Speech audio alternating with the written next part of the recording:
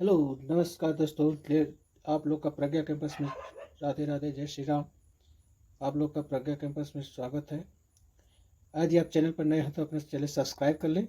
फिर हम शुरू करते हैं प्राचीन इतिहास में सिंधु सभ्यता में पार्ट 2 भाग दो में, जिसमें सामाजिक जीवन आएगा। हमने पहले पार्ट में पढ़ा है कि सिंधु सभ्यता क्या थी, सिंधु सभ्यता कहाँ से कहाँ तक थी, सिंधु सभ्यता का जो विस्तार क्षेत्र था तो कैसा आकार था, भुजाकार। अब हम पढ़ेंगे सिंधु सभ्यता के समाज का स्वरूप कैसा था। तो फिर सत्तात्मक था। सामाजिक जीवन पढ़ेंगे। सिंधु सभ्यता के समाज का स्वरूप मात्र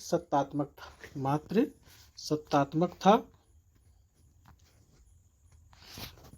और सिंधु सभ्यता का समाज 4 वर्गों में बटा था। 4 वर्गों में बटा हुआ था। विद्वान वर्ग, योद्धा वर्ग, व्यापारी एवं शिल्पी वर्ग, श्रमिक वर्ग। तो 4 वर्गों में कौन कौन? विद्वान वर्ग, योद्धा वर्ग, व्यापारी एवं शिल्पी वर्ग और श्रमिक वर्ग। भोजन का क्या था? सिंधु सभ्यता के लोगों का शाकाहारी था मांसाहारी दोनों प्रकार के भोजन करते थे। सिंधु सभ्यता के लोग मांसाहारी तथा शाकाहारी दोनों प्रकार के भोजन करते थे।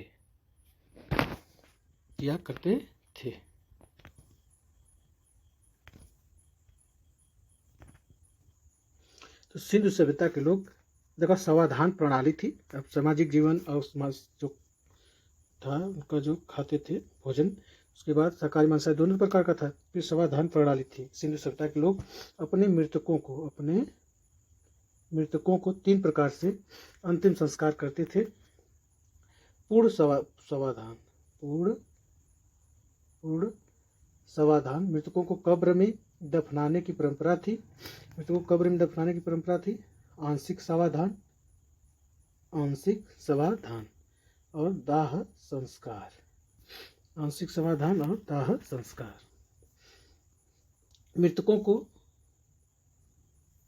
मृतक के शरीर को जंगल में रख देना और पशु पक्षी उसके मांस को खा लेते थे। हड्डियों को दफना देना। और दाह संस्कार, मृतक को जलाने की परंपरा थी। समाधान प्रणाली में सिंधु सभ्यता के लोग अपने मृतकों का 3 प्रकार से अंतिम संस्कार करते थे। पूर्ण समाधान, मृतकों को कब्र में दफनाने की परंपरा। आंशिक समाधान, मृतक के शरीर को जंगल में रख देना, जब पशु पक्षी उसके मांस को खा लेते थे तो हड्डियों को दफना देना। दाह संस्कार, मृतकों को जलाने की परंपरा। दाह संस्कार क्या थी? मृतकों को जलाने की परंपरा।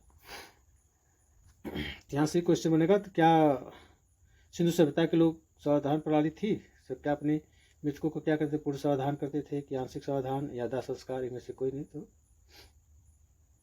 इनमें से सभी, तो ये सभी रहेंगे। नहीं रहेगा तो ठीक। देखिए, सिंधु सभ्यता के नगर विश्व के प्राचीनतम सुनियोजित नगर हैं। सिंधु सभ्यता के विश्व के प्राचीनतम सुनियोजित नगर हैं। विश्व सभ्यता के नगर कैसे थे? नगर नियोजन के बारे में देखें सिंधु सभ्यता के। तो सिंधु सभ्यता के नगर जो थे वो विश्व के प्राचीनतम सुनियोजित नगर थे। और हड़प्पा और मोहनजोदड़ो में मकानों के निर्माण में सामान्यतः पक्की ईंटों का प्रयोग मिलता है। तो हड़प्पा और मोहनजोदड़ो के मकानों में पक्की ईंटों का प्रयोग मिलता है। और सिंधु सभ्यता में जो मकान के दरवाजे होते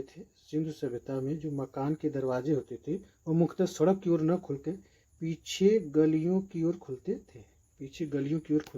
थे। सिंधु सभ्यता में सर्वाधिक चौड़ी सड़क मोहनजोदड़ो से प्राप्त हुई है। सिंधु सभ्यता में सर्वाधिक चौड़ी सड़क कहाँ से प्राप्त हुई? मोहनजोदड़ो से। और चौड़ी लगभग कितना है? ये 10 मीटर थी। चौड़ी लगभग कितनी थी? ये 10 मीटर थी। सामान्यतः देखिए, तो वही सिंधु सभ्यता में जो मकान के दरवाजे थे तो मुख्यतः सड़क को न खुल के पीछे गलियों में खुलते थे। और सिंधु सभ्यता में सर्वाधिक चौड़ी सड़क कहाँ थी? तो मोहनजोदड़ो से प्राप्त हुई है। हड़प्पा और मोहनजोदड़ो में मकानों के निर्माण में सामान्यतः पक्की ईंटों का प्रयोग मिलता है। हड़प्पा और मोहनजोदड़ो में मकान के निर्माणों में पक्की ईंटों का प्रयोग मिलता है। इसका नगर कैसा था? तो सुनियोजित नगर थी। विश्व सभ्यता का जो नगर नियोजन था विश्व के, तो सुनियोजित नगर नियोजन था। देखिए, सामान्यतः मकानों में 4-5 कमरे बनाए जाते थे। मकानों में 4-5 कमरे बनाए जाते थे। मकान में आंगन, रसोई घर, स्नान घर, कुएं, कुछ बड़े घरों में तो शौचालय भी मिले हैं। ढकी हुई नालियां भी मिली हैं। तो इसमें यहाँ पर आपको ढकी नालियां भी मिली हुई हैं।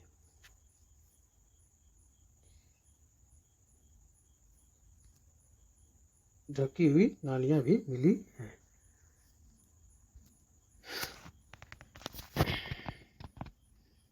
एक बार देख ले, नगर नियोजन में 6 प्रकार की विशेषता है रही कि सिंधु घाटी सभ्यता में ढकी हुई नालियां भी मिली हैं और सामान्यतः मकान में 4-5 कमरे बनाए जाते थे, जिसमें आंगन, रसोई घर, स्नान घर, कुएं और कुछ बड़े घरों में तो शौचालय भी मिले हैं।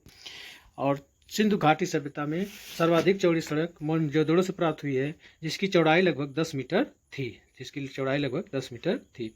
सिंधु सभ्यता में जो मकान के दरवाजे होते थे वह मुख्य सड़कों पर न खुलकर पीछे की ओर गलियों में खुलते थे। वो मुख्य सड़कों पर न खुलकर पीछे गलियों में खुला करते थे। और हड़प्पा और मोहनजोदड़ो में मकानों के निर्माण में साधारणतः पक्की ईंटों का प्रयोग हुआ था। हड़प्पा मोहनजोदड़ो में किस प्रकार की ईंटों का प्रयोग हुआ था? पक्की ईंटों का मकानों में। और सिंधु सभ्यता के नगर विश्व के प्राचीनतम सुनियोजित नगर है। सिंधु सभ्यता का नगर कैसी थी? तो प्राचीनतम, विश्व के प्राचीनतम में सुनियोजित नगर थी। तो हड़प्पा जो 1921 में इसकी खोज हुई। हड़प्पा नामक एक स्थान है जहाँ उसकी खोज हुई, खुदाई करते वक्त इसकी हुई थी। इसकी खुदाई जो दयाराम साहनी के 1921 में की, यह रावी नदी के तट पर है। यह रावी नदी कहाँ पर है? तट पर स्थित है। वर्तमान में यह पाकिस्तान में स्थित है। तो हड़प्पा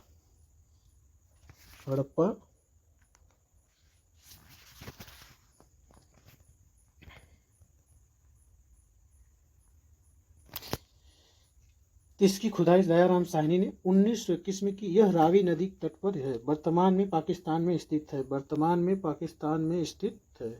रावी नदी के तट पर वर्तमान में पाकिस्तान में स्थित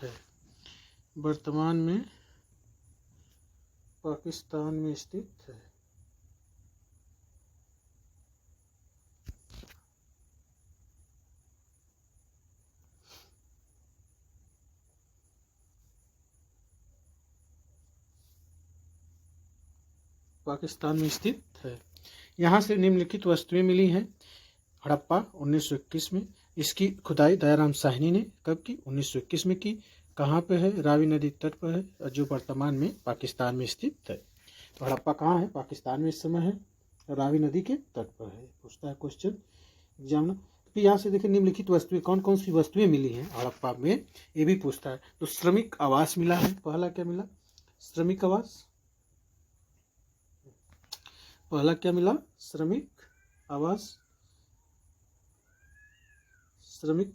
मिला। फिर अन्नागार मिला है। लकड़ी का ताबूत मिला है और आरेच कब्रिस्तान मिला है। ये 4 चीजें मिली। कहाँ से? हड़प्पा से। क्या मिली? श्रमिक आवास, अन्नागार, लकड़ी का ताबूत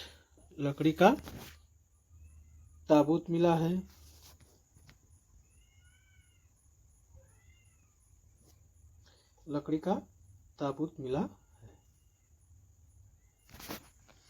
और RH-37 कब्रिस्तान मिला है। ये पूछता है हड़प्पा के स्थान पर क्या मिला, इसकी खोज किसने की? तो दयाराम साहनी ने की। कब की? 1921 में की।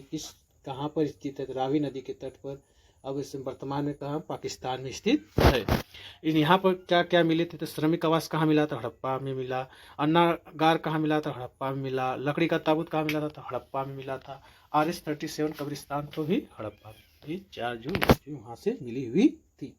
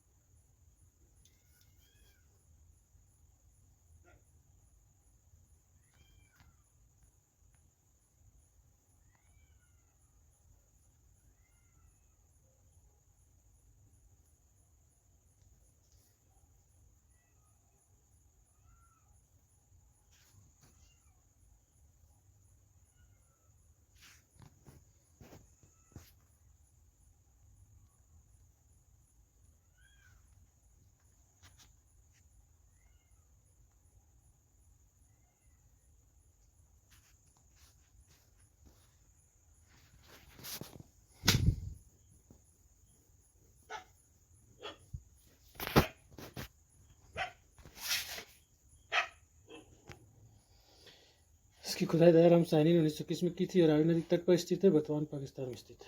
इस श्रमिक को सुनना। मोहनजोदड़ो जो 1922 में इसका उत्खनन हुआ था। तो मोहनजोदड़ो सभ्यता का उत्खनन 1922 में राखाल दास बनर्जी ने किया। 1922 में राखाल दास बनर्जी ने किया। वर्तमान यह सिंधु नदी कहाँ पर है? वर्तमान में यह सिंधु नदी के तट पर पाकिस्तान के सिंध प्रांत के लरकाना जिले में है। मोहनजोदड़ो का अर्थ है मृतकों का टीला। मोहनजोदड़ो का अर्थ है मृतकों का टीला। यहाँ से निम्नलिखित वस्तुएं मिली हैं। तो मोहनजोदड़ो 1922 में इसके उत्खनन हुआ था। इसके किए कौन किया था? राखाल दास बनर्जी ने किया था, उनके नेतृत्व में हुआ था। वर्तमान में यह सिंधु नदी के तट पर स्थित है। सिंधु नदी के तट पर स्थित है, जो पाकिस्तान में एक प्रांत है, सिंध प्रांत, जो ललकाना उसमें एक लरकाना जिला है, वहाँ पर। मोहनजोदड़ो का अर्थ होता है मृतकों का टीला। ये भी पूछता है क्वेश्चन में, मोहनजोदड़ो क्या अर्थ होता है? तो मृतकों का टीला, मृतकों का टीला। यहाँ से निम्नलिखित वस्तुएं प्राप्त हुई है। पहला क्या मिला था? पुरोहित आवास। यहाँ पर क्या मिला? पहला पुरोहित आवास मिला है। फिर अन्नागार यहाँ भी मिला है और हड़प्पा से भी मिला था। यहाँ एक विशाल स्नानगार मिला है, विशाल स्नानगार मिला है। घर में कुआं भी मिला है। घर में कुआं हुआ था किसमें? मोहनजोदड़ो में। देखें, पुरोहित आवास मिला है, अन्नागार मिला है, विशाल स्नानगार मिला है, घर में कुआं मिला है और आदि शिव की भी मूर्ति मिली। कांसे की बनी एक नर्तकी की मूर्ति मिली है, जो सबसे चौड़ी सड़क भी मिली है। तो सबसे चौड़ी सड़क कहाँ मिली है? तो मोहनजोदड़ो में। कांसे की बनी नर्तकी की मूर्ति कहाँ मिली है? तो मोहनजोदड़ो में। आदि शिव की क्या मूर्ति मिली है? मोहनजोदड़ो में। घर में कुआं कहाँ मिलता है? तो मोहनजोदड़ो में। विशाल स्नानगार कहाँ है? तो मोहनजोदड़ो। अन्नागार भी। पुरोहित आवास कहाँ है? तो मोहनजोदड़ो में। इस तरह सब है, हमने मोहनजोदड़ो कवर किया। तो हड़प्पा में क्या क्या पाया जाता है? हड़प्पा में की खोज की दयाराम साहनी ने किया था। कब किया था? 1921 में। मोहनजोदड़ो का 1922 में राखाल दास बनर्जी ने किया। ये भी वो रावी नदी के तट पर, इस सिंधु नदी के तट पर। ये भी वर्तमान पाकिस्तान है, वो भी वर्तमान पाकिस्तान में स्थित है। सिंध प्रांत के ललकाना जिले में है। अब मोहनजोदड़ो का अर्थ यहाँ मृतकों का टीला। यहाँ पुरोहित आवास मिला है। यदि सेशन पसंद आया हो तो इसे लाइक करें, सब्सक्राइब करें और ज़्यादा से ज़्यादा शेयर करें, ताकि और लोग भी लाभान्वित हो। सी यू नेक्स्ट वीडियो। ओके, जय हिंद, जय भारत। और टेलीग्राम ज्वाइन करें, इसमें PDF भी मिल जाएगा आपको।